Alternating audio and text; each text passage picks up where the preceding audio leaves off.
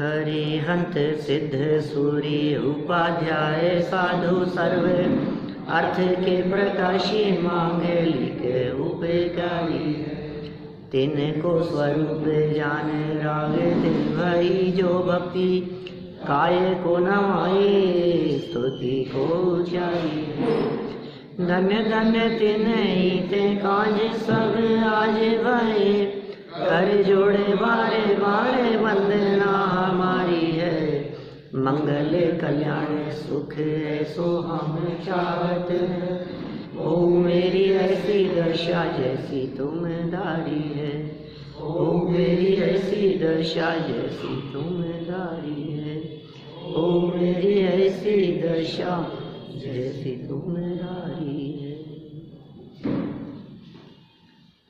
क्षत्र चूड़ामणि नामक इस ग्रंथ के आधार से कल जीवन की दुर्लभता को बताते हुए कुछ वैराग्य की चर्चा हुई कि भाई यह बात संभव नहीं है कि हम मृत्यु को रोक सकें।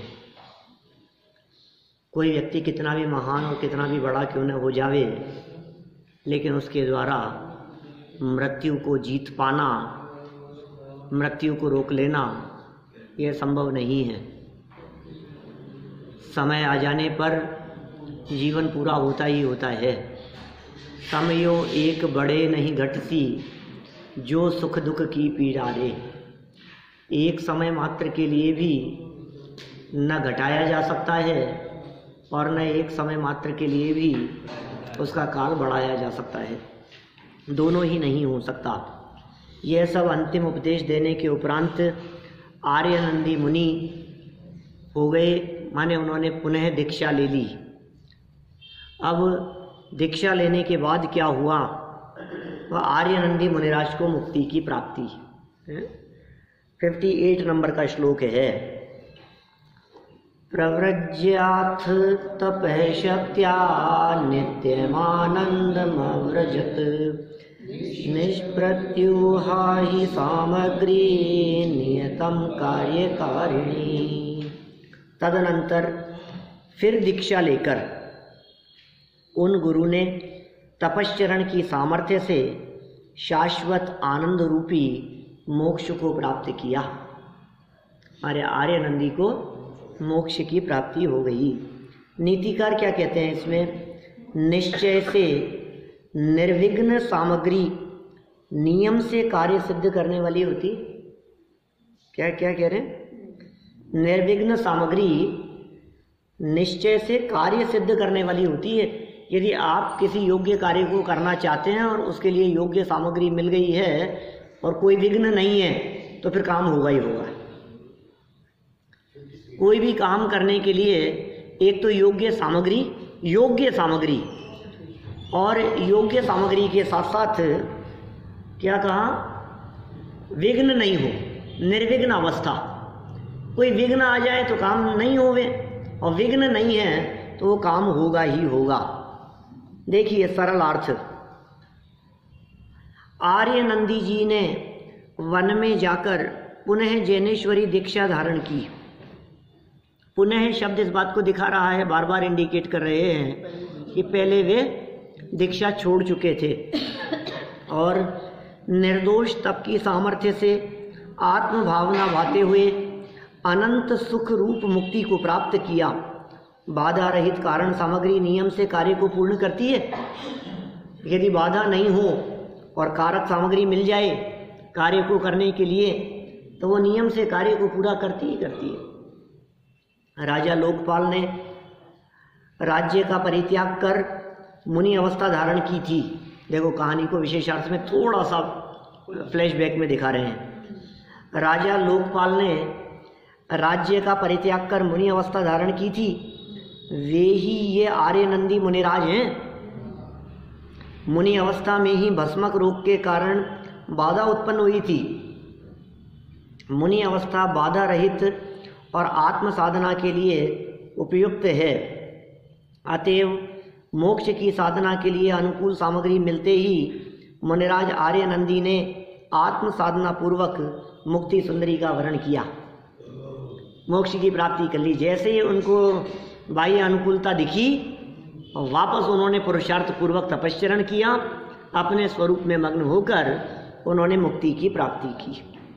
ठीक है, कुछ ऐसी विशेष बात नहीं, आगे बढ़ते हैं अपन। जीवंदर कुमार गुरु वियोग से दुखी। जीवंदर कुमार की क्या स्थिति हुई गुरु के चले जाने पर? हाँ, अब ये दीक्षा छेदने के बाद में ही होवे ऐसा नहीं है, दोष लगने के बाद में भी वापस पुनर्स्थापित करना वो छेदोपस्थापना चारित्र कहलाता है। ये पूछ रहे हैं छेदोपस्थापना चारित्र कहलाएंगे क्या? उन्होंने दीक्षा छेद दी थी, वापस दीक्षा ले ली। चारित्र के 5 प्रकार है ना, सामायिक, छेदोपस्थापना, परिहार विशुद्धि, सूक्ष्म सांपराय, यथाख्यात। ये चारित्र के 5 भेद हैं, तत्वार सूत्र में उमा स्वामी आचार्य ने लिखे। तो इनमें जो छेदोपस्थापना चारित्र है, क्या इसी को कहेंगे क्या? तो ऐसी अनिवार्यता नहीं है कि दीक्षा छेद करके पुनः दीक्षा ली जावे। अन्य दोष भी लगे ना, दोष लगे, हाँ हाँ, छेदोपस्थापना चारित्र का सद्भाव 6 से 9वें गुणस्थान तक का। तो जो भी दोष लगा है उनके माध्यम से वो दोष छेद है, दोष को कहेंगे छेद। और दोष की निवृत्ति पूर्वक स्वरूप में स्थिरता वो है उपस्थापना, पुनर्स्थापित करना। तो ऐसा चारित्र मुनिराजों के जीवन में होता है। दोष और दोष से निवृत्ति की बात है वहाँ। देखिए, गुरुद्रोह, गुरु वियोग से दुखी, 59 नंबर का यह श्लोक है। तपोवनम गुरौ प्राप्ते शुचम प्रापत्स कौरवः गर्भाधान क्रिया मात्रं यूनो ही पितरौ गुरुः। पीछे तो लगातार बीच में इतने सारे नीति के श्लोक दे ही दिए। ये जो श्लोक बतलाए जा रहे हैं, इन श्लोकों में भी आधा तो कथा है और आधे में नीति बताई है। गुरु के तपोवन में चले जाने पर कुरुवंशी, जीवंदर कुमार कुरुवंशी थे। ये वंश का नाम है कुरु। कुरुवंशी जीवंदर कुमार ने अत्यंत शोक किया। गुरु के वियोग से वे दुखी हुए। निश्चय से गर्भ धारण की क्रिया से रहित होने पर भी गुरु माता पिता के समान है। क्या माने, माता पिता तो हैं ही सम्माननीय, पूजनीय, जो कहो आप, लेकिन ये जो गुरु हैं, ये गुरु भी माता पिता से कम नहीं है। गुरु की कीमत, गुरु का स्तर, गुरु का लेवल, माने उन्होंने जन्म नहीं दिया, बस इतना ही समझ लो आप। माता पिता ने जन्म दिया है, गुरु ने जन्म नहीं दिया, लेकिन जन्म नहीं दे करके भी वो अलौकिक काम किया है जो कार्य माता पिता के माध्यम से किया जाता हो। माने माता पिता तुल्य ही गुरु को भी सम्माननीय कहा गया है। ये नीति है। ये माने आप जितना सम्मान माता पिता का करते हैं, उतना सम्मान गुरुजनों का किया जाना चाहिए। या वो उल्टा लगा लो, जितना सम्मान गुरुओं का करते हैं उतना, मतलब एक समान स्तर है गुरुजन और माता पिता का। सरल अर्थ गुरु, इसका मतलब क्या हुआ? अब देखो, ये नीतिकार की बात कह दी ना, इसका अर्थ ये हुआ कि गुरु के वियोग से उतना ही दुख होगा जितना माता पिता के वियोग से होता है। क्योंकि नीतिकारों ने ये बात कह दी ना, ये सब इतना दुख काय को हो गया, लगते क्या थे वे तुम्हारे? थे कौन? ठीक है, पढ़ाने के लिए आते थे मास्टर जी, अब क्या लेना देना है उनसे, हम गए। अभी देखो, ये जो योग्य गुरु, वास्तव में जिन गुरुओं ने जीवन निर्माण किया हो, जिन गुरुओं ने हमें जीवन जीने की कला सिखाई हो, जिन गुरुओं के निर्देशन में हमने आत्मकल्याण की बात सीखी और अपने जीवन में उतारी, हम दुख और संकट की परिस्थिति में किस तरह से सहज रह सकें, ये बात सिखाने वाले जो गुरु हैं, उन गुरु का उपकार माता पिता से किसी रूप में कम नहीं हो सकता। जिस तरह माता पिता प्रथम गुरु हैं हमारे, क्योंकि वे चलना सिखाते हैं, बोलना सिखाते हैं, खाना पीना सिखाते हैं, हर चीज़ सिखाते हैं ना बचपन में, वे माता पिता हमारे प्रथम गुरु हैं। तो ये गुरु भी कम नहीं है। कदाचित जीवनधर कुमार के असली माता पिता तो थे ही ना, नहीं ना साथ में। यद्यपि सेठानी और सेठ गंधोत्कट, सेठानी का नाम क्या था? सुनंदा। गंधोत्कट सेठ और सुनंदा सेठानी, उन्होंने जीवनधर कुमार के पालन पोषण में, लालन पालन में किसी प्रकार की कोई कमी नहीं रखी, लेकिन तो भी माता पिता तो नहीं थे ना, फैक्ट तो यही है ना। तो जो गुरु ने जो सिखाया, देखो माता पिता ने तो सामान्य जीवन में उपयोग में आने वाले काम सिखाए, है ना, ये सिखाया। और गुरु ने ये सिखाया कि परिस्थितियां कैसी भी प्रतिकूल और विपरीत क्यों नहीं हो, उनमें समता भाव पूर्वक और सहज कैसे रहा जाता है। फर्क समझ में आया दोनों में? माता पिता ने जन्म देकर के संयोग दिए, परिस्थितियां अनुकूल बनाने का प्रयास किया, आपके लिए भोजन की व्यवस्था कर दी, कपड़ों की व्यवस्था कर दी, आपके लिए घर बार वहां जो भी व्यवस्थाएं जो अनुकूल हो सकती थी, आपको पढ़ाने के लिए भेज दिया, जो कर सकते थे ये माता पिता ने किया। लेकिन अब गुरु ने जो इसके साथ में एक चीज जोड़ दी, माता पिता तो इस बात की कल्पना भी नहीं करते कि प्रतिकूल परिस्थितियां आए। माता पिता का तो यही रहता है ना, तेरे जीवन में जब तक हम हैं तो कोई संकट नहीं आएगा, जब तक हम हैं तेरे ऊपर कोई संकट नहीं आने देंगे। ये तो माता पिता का तो ये रोल हो गया। अब लेकिन माता पिता के ऐसे आश्वासन कर देने के बावजूद भी क्या लोगों के जीवन में संकट नहीं आते? आएंगे। अब उनको कैसे फेस करना, ये माँ बाप ने नहीं सिखाया, ये काम गुरुजनों का है। माने सब प्रकार का संरक्षण प्रदान किया माता पिता ने। गुरुओं ने क्या काम किया? गुरुओं ने परिस्थितियां नहीं प्रदान की, गुरुओं ने मनस्थिति बदलने का काम किया। समझ में आ रही है बात? माता पिता ने तुम्हारे अनुकूल परिस्थिति बदलने का प्रयास किया कि व्यवस्था इसके अनुसार हो जाए। गुरु माता पिता ने क्या किया? क्या करते हैं आप सभी माता पिता बैठे हैं यहाँ किसी न किसी के जो भी है, ऐसे तो कोई नहीं बैठे हुए वर्तमान में यहाँ जो किसी के माता पिता नहीं हो, है ना, सब किसी न किसी के माता पिता हैं। तो प्रयास क्या किया आपने बच्चों के लिए? आपने अपने को देखो, आप बढ़िया से बढ़िया पढ़ाई लिखाई, बढ़िया से बढ़िया पढ़ाई हो, बढ़िया से बढ़िया सुविधा हो, है, सब प्रकार की देने का प्रयास किया ना। तो गुरुओं ने क्या किया? लेकिन अब गुरु ने कौन सी सुविधा दे दी तुम्हारे को बढ़िया से बढ़िया?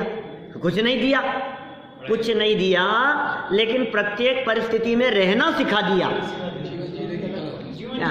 वो कला सिखा दी। आप उस परिस्थिति में कैसे रहो, ऐसी यदि प्रतिकूल परिस्थिति बन जाए तो उसमें कैसे रहो। तो जितना उपकार माता पिता का है, गुरुओं का उपकार उससे कम नहीं है। और न ही कृतम उपकारम साधवो विस्मरंती, नीति जैसी पहले कही थी, सज्जन पुरुष अपने ऊपर किए गए उपकार को कभी नहीं भूलते हैं। सज्जन लोग कभी नहीं भूला करते अपने ऊपर किए गए उपकार को।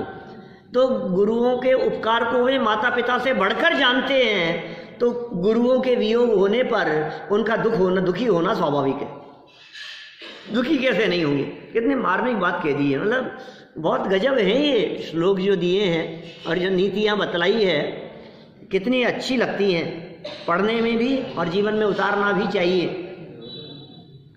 तो अत्रह नीति हो गई बात, सरल अर्थ देखिए नीचे।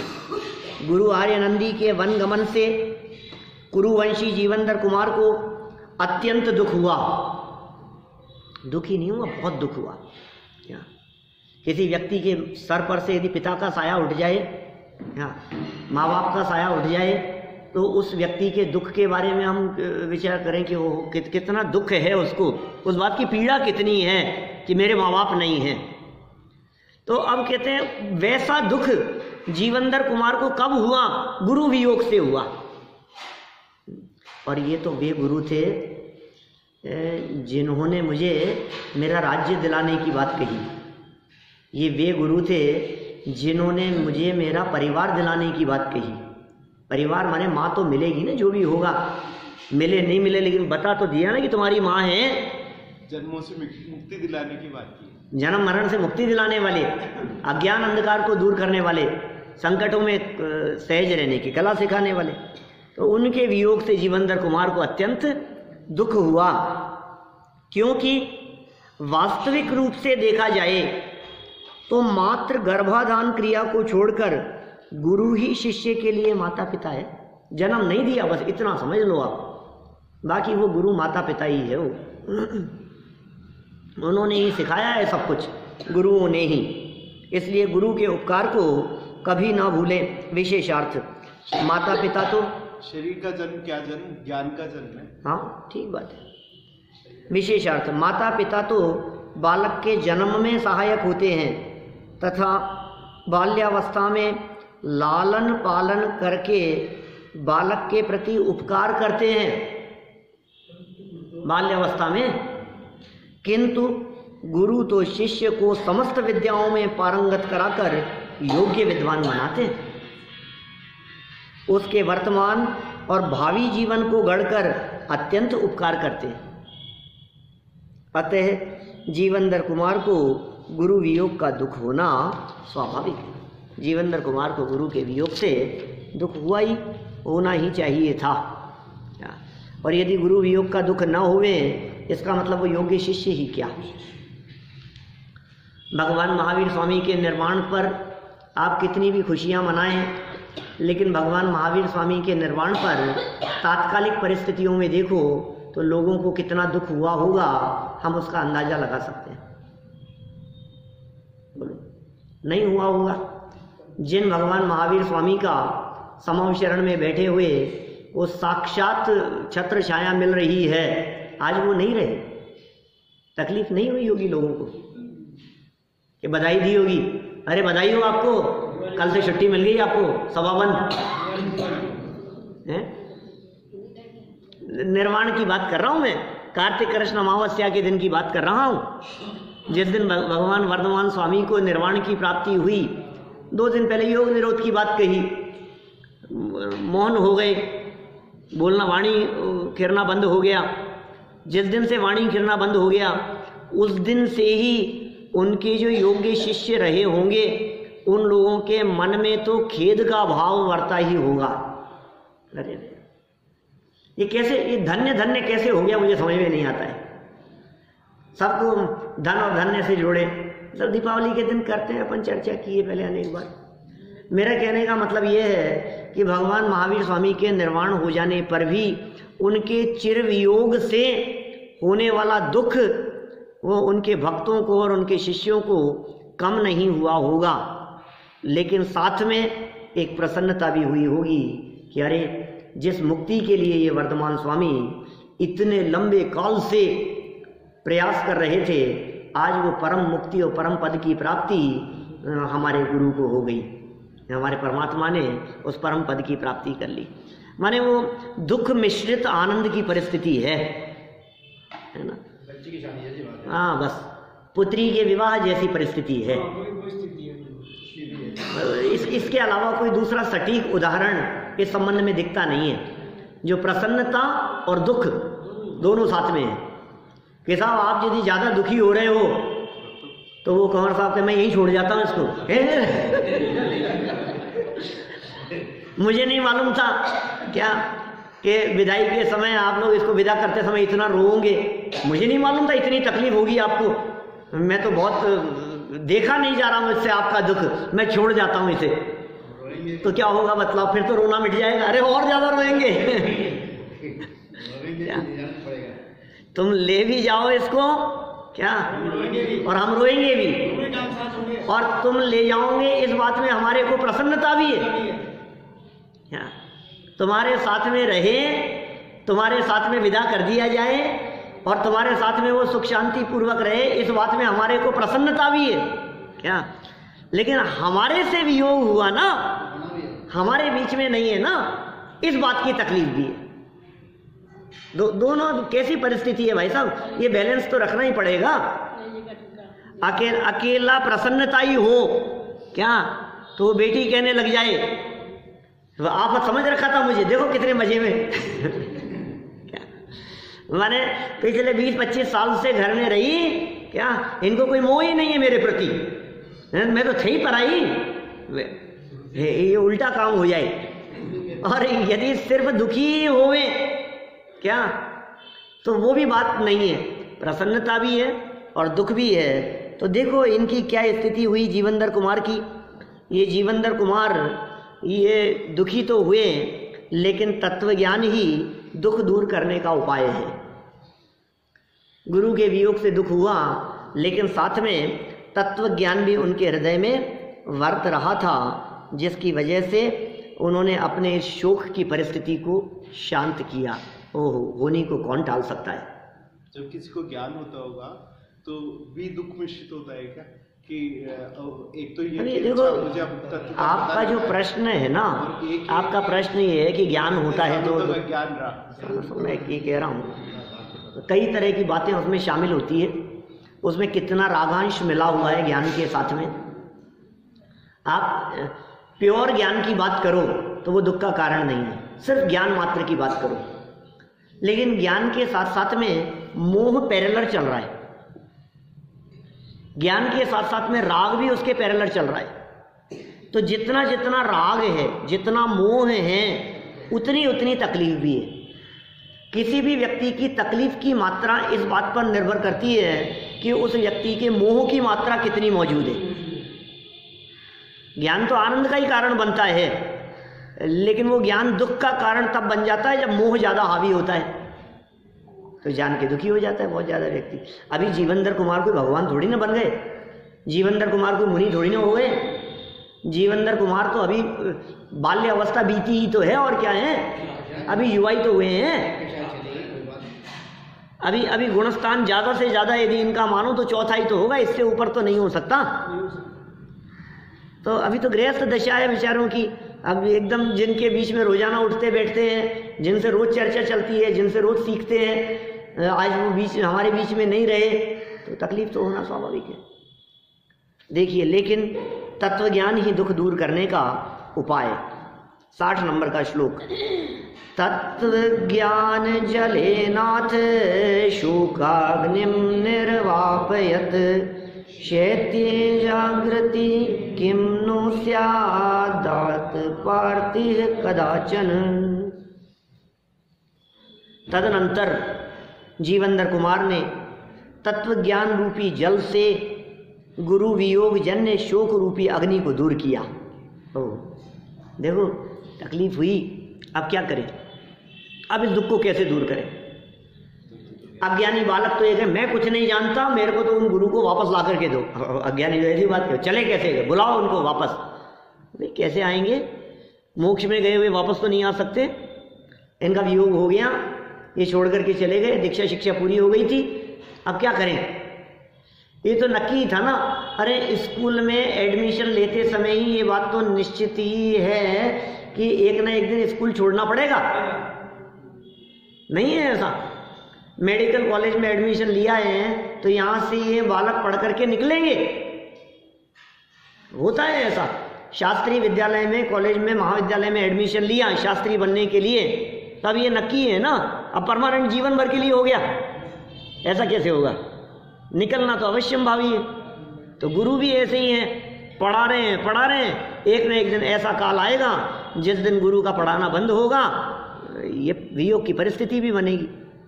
और यह बात तो हम सब जानते ही हैं, संयोग का वियोग अवश्यंभावी है। जिनका संयोग हुआ है उनका वियोग नियम से होगा।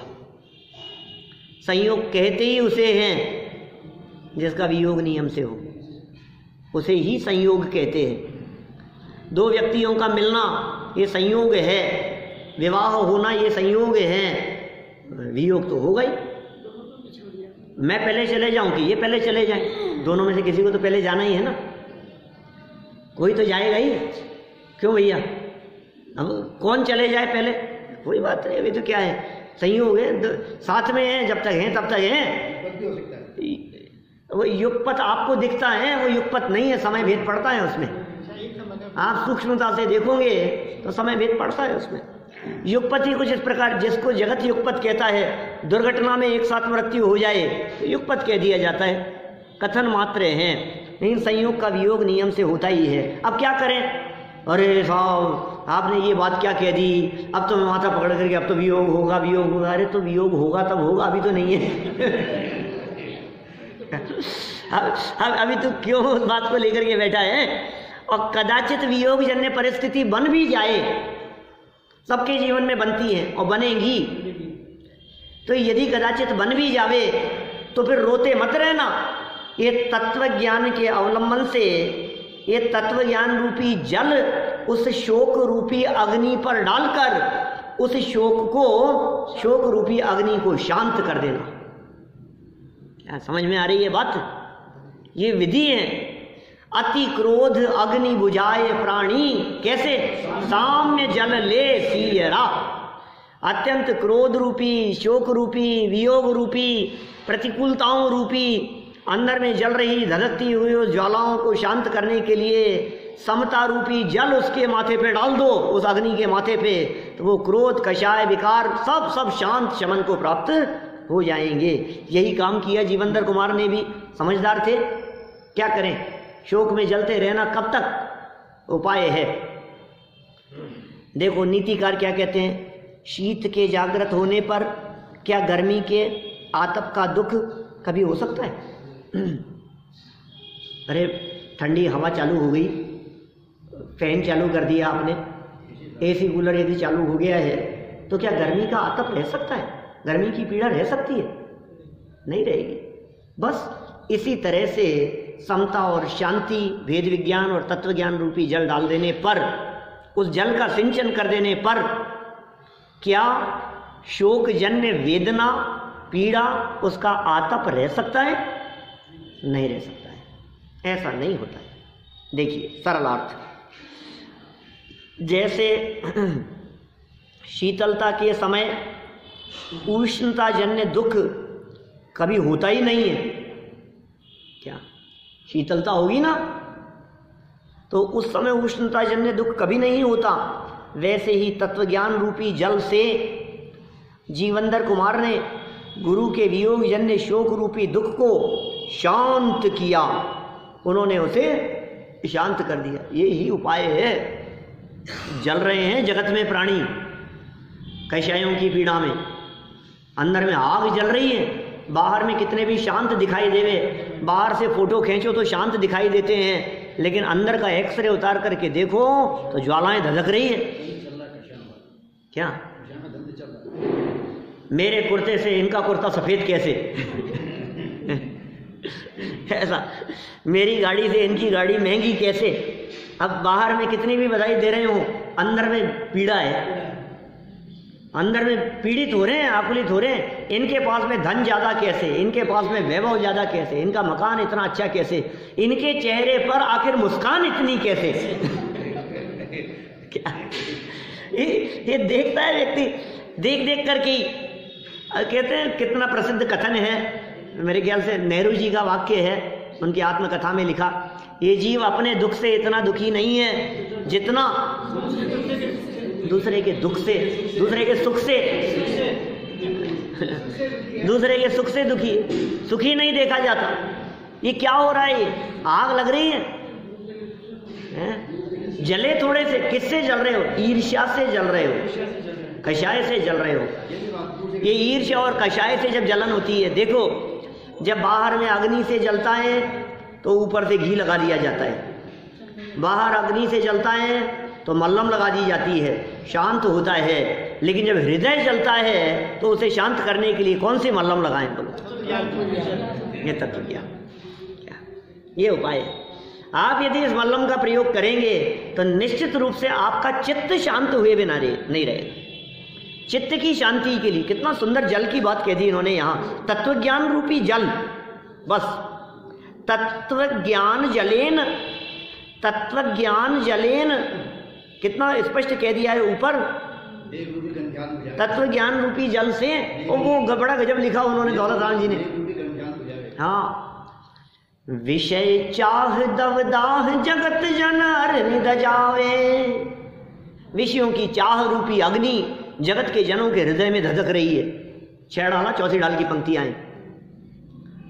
विषय चाह दवदाह, दावानल की जैसी है, जगत के जनों के हृदय में अग्नि रजावे। तास उपाय नान, उसका कोई उपाय नहीं दिखाई देता है। एक ही उपाय है, ज्ञान घन घान बुझावे।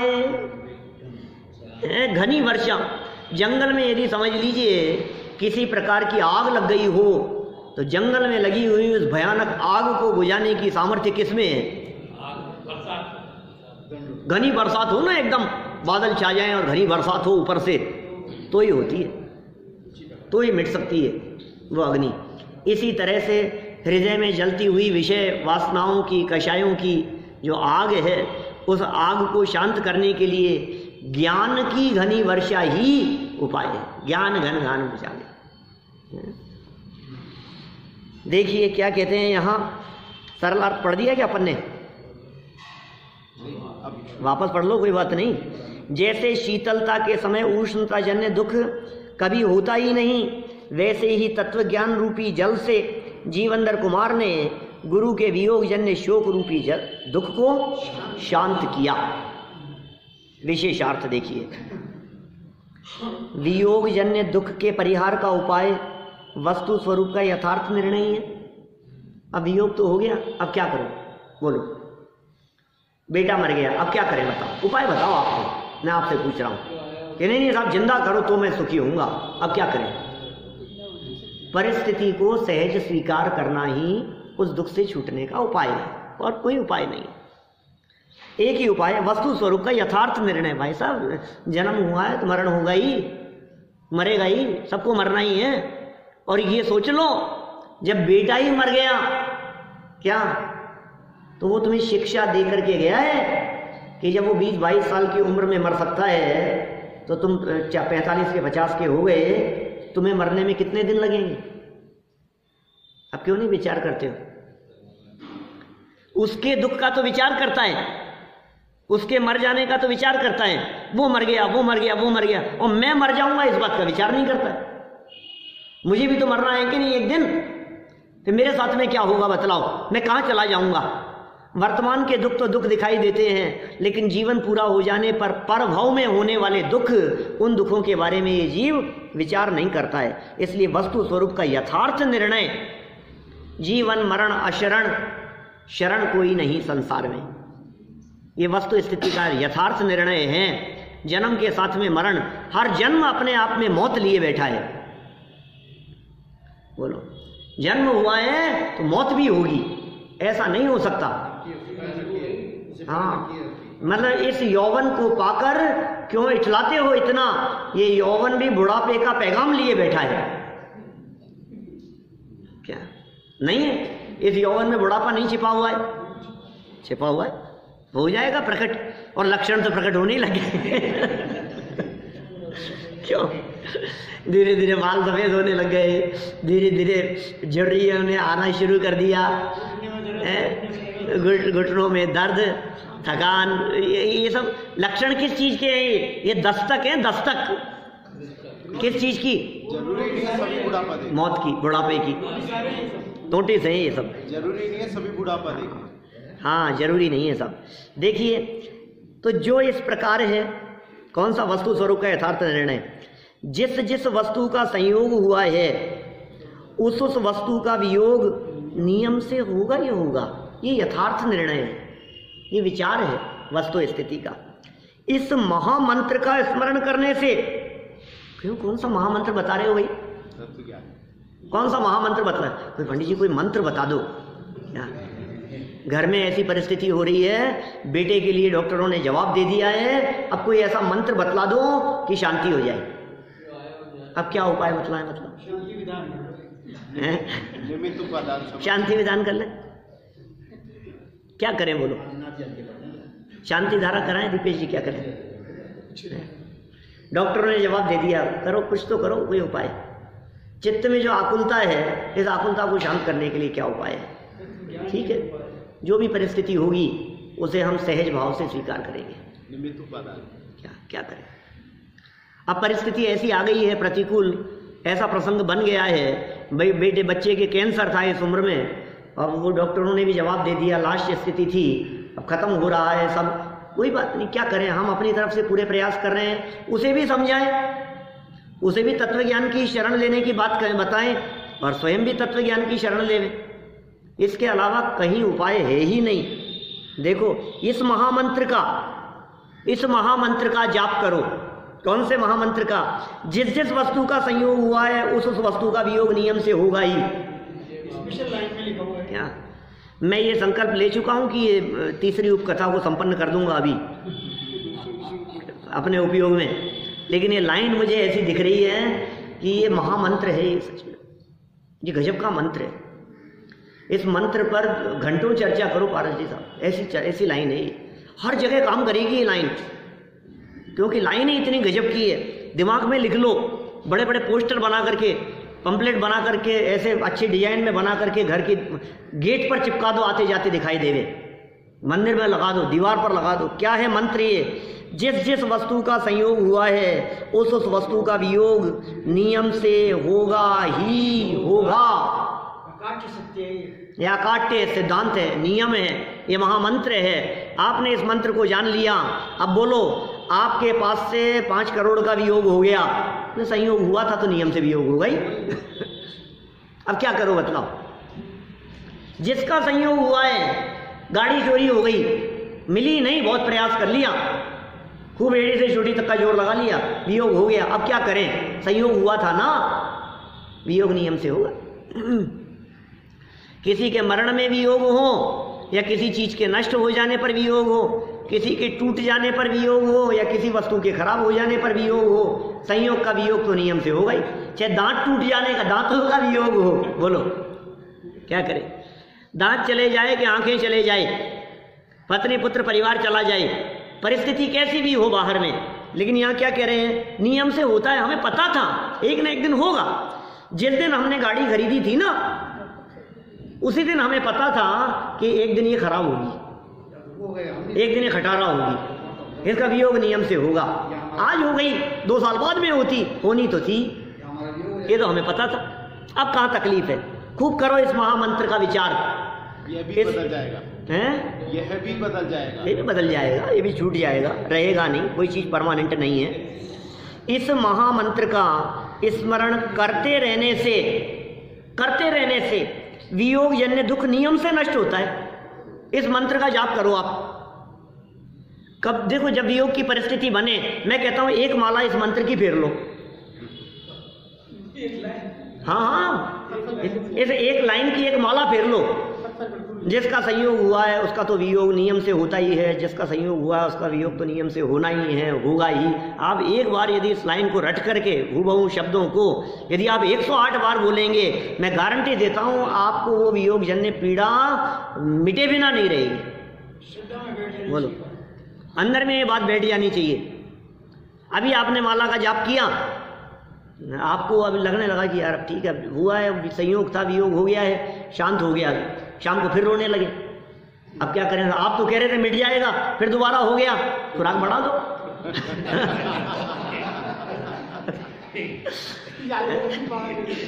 क्या करें बोलो? उपाय तो यही है, इसके अलावा दूसरा कोई उपाय नहीं। आपको यदि ऐसा लग रहा है कि यार ये तो बेटा हाथ से निकल गया, बेटा हाथ से निकल गया, एक ना एक दिन तो निकलना ही था, अब क्या करो बताओ? जीवंदर कुमार ने तत्व विचार ही किया और उनका दुख दूर हो गया। गुरु के वियोग जन्य ये दुख भी जीवंदर कुमार का दूर हो गया। युवा जीवंदर कुमार का वर्णन अब आगे। अथास्मिन् विद्यया कान्त्या विदुषां योषितां हृदि रथे च योग्यया भाति तत्र प्रस्तुतमुच्यते। गुरु के वियोग के अनंतर पांडित्य से विद्वानों के हृदय में, शरीर के सौंदर्य से स्त्रियों के हृदय में और शस्त्र संचालन की योग्यता से रथ में अर्थात युद्ध रथ में और जीवंदर कुमार के शोभायमान होने पर वहाँ जो वृत्तांत हुआ उसे कहते हैं। अब क्या कह रहे हैं? देखो ये जो बातें कह दी है ना, ये इतनी सारी उपमाएं दे दी है, किस किस में क्या क्या होता है, तो क्या क्या बातें कह दी। गुरु के वियोग के अनंतर पांडित्य से विद्वानों के हृदय में देखो क्या होता है, जो भी होता है फिर शरीर के सौंदर्य से स्त्रियों के हृदय में जो परिस्थिति बनती है, और शस्त्र संचालन की योग्यता हो तो युद्ध रथ में, वैसे ही जीवंदर कुमार के शोभायमान होने पर क्या क्या हुआ ये बताओ, उसे कहते हैं। माने अभी ये बात कुछ उपकथाओं के अंदर कहने वाले हैं, कैसी कैसी घटनाएं घटने वाली है। जीवंदर कुमार की उपस्थिति मात्र ही क्या क्या घटनाएं घटित कर दिया करती थी, क्या माहौल जगत में हो जाया करता था, उस माहौल का चित्रण ये वृत्तांत यहाँ कहना चाहते हैं नई उपकथा के माध्यम से। वैसे तो हमने पहले पढ़ी थी, जीवंदर कुमार के सौंदर्य को देखकर क्या क्या घटनाएं घट जाया करती थी, वही बात यहाँ आगे कहेंगे। चलिए सरल अर्थ पढ़ते हैं, विशेषार्थ इसमें कुछ भी नहीं दिया हुआ है। विद्वत्ता से विद्वानों के हृदय में, विद्वत्ता हो तो विद्वानों के हृदय में क्या होता है, वही जानते हैं क्या होता है उनके हृदय में। विद्वत्ता यदि हो तो विद्वानों के हृदय में उसका जो आह्लाद है, उसका जो आनंद है, वो विद्वान ही जानते हैं। और युवा शरीर की कांति से युवतियों के मनोमंदिर में, उस कांति को देखकर मन में जो भाव होते हैं, और शस्त्र संचालन आदि से युद्ध रथ में युवा जीवंदर कुमार शोभायमान होते हैं। माने युवा जो जीवंदर कुमार थे, ये जीवंदर कुमार किस तरह शोभायमान होते थे, ये तीन बातों में ये जीवंदर कुमार की बात को कह दिया, उनकी यशो गाथा को, उनकी जीवन गाथा को तीन शब्दों के अंदर यहाँ गर्भित कर लिया गया। उनकी विद्वत्ता भी थी, विद्वान थे वे, तो उनकी विद्वत्ता से जीवंदर कुमार शोभायमान हो रहे थे, और युवा शरीर की कांति से वे शोभायमान हो रहे थे, युवतियों को आकर्षित करते हुए, और शस्त्र संचालन से वे युद्ध क्षेत्र में भी अपना कौशल प्रदर्शित करने वाले थे। तो इस तरह जीवंदर कुमार अत्यंत शोभायमान होते हैं। इस बात को आगे अनेक छोटी छोटी सी कथाओं के माध्यम से बताना चाहते हैं। ये चलती हुई कथा के बीच में नई आने वाली उपकथा की चर्चा अपन यथा समय करेंगे, लेकिन मंत्र याद रखना, मंत्र याद रहेगा तो कोई जिसके पास में मंत्र है, जिसके पास में समझ लो संकट उसके आसपास में नहीं फटक सकता है। संकट यदि आसपास में फटक रहा है, इसका मंत्र दूर संकट पास, मंत्र पास संकट दूर। तो आप सभी संकटों से इस महामंत्र का स्मरण करते हुए दूर रहें, इसी भावना से बात को यही विराम देता हूँ। ओम शांति।